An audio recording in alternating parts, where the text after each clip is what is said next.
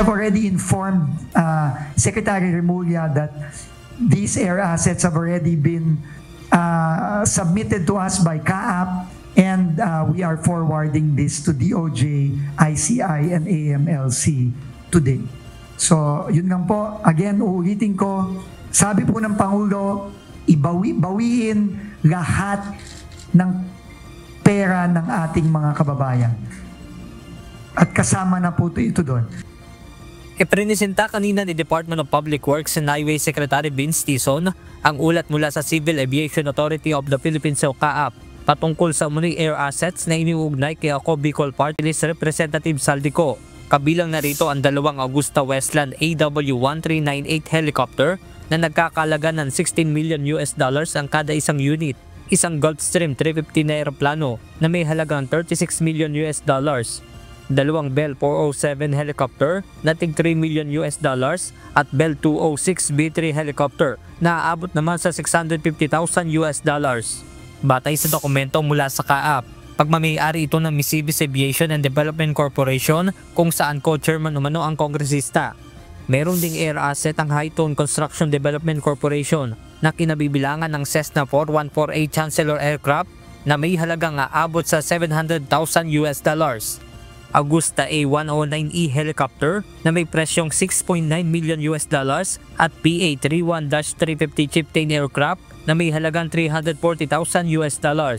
Ipinakita rin kanina ni Secretary Dizon ang $2 million worth na Bell 505 helicopter na pagmamayari naman ng QM Builder na isa sa top 15 contractors na pinangalanan ni Pangulong Ferdinand Marcos Jr. Kung susumahin, aabot ang halaga ng mga air assets sa $84.5 million o katumbas ng nasa halos 5 bilyong piso. At bilang tugon sa panawagan ng Pangulo na panagutin ang mga sangkot sa anomalya, hihilingin ng DPWH sa Anti-Money Laundering Council o AMLAC na i-freeze sa mga naturang air assets. Maniwala po kayo, umpisa pa lang po ito sa mga habulin nating mga assets ng mga makakasuhan dito sa mga iba't ibang kasong ito. At hindi po kami titigilan, hindi mabawi ang pera ng taong bayan. Yun po ang direktiba ng Pangulo at tuloy-tuloy po namin gagawin ito. So, umpisa pa lang po ito, we will be announcing future moves and the actions on the part of DPWH in coordination with the ICI, with the DOJ, with the AMLC. So tuloy-tuloy po natin gagawin to in the coming weeks. Samantala, inilabas din ng kalihim ang ulat ng Land Transportation Office patungkol naman sa mga luxury vehicle na pagmamayari ng nasa 26 na individual na isinasangkot sa maanumalyang flood control projects. Kabilang sa mga ito sina dating DPWH Bulacan 1st District Engineer Henry Alcantara, Assistant District Engineer Bryce Erickson Hernandez at Engineer JP Mendoza. Sa mga kontraktor naman ay ang mag-asawang Pacifico at Cesara Discaya na may-ari ng St. Timothy Construction at Mark Arevalo na may-ari ng Wawaw Builders.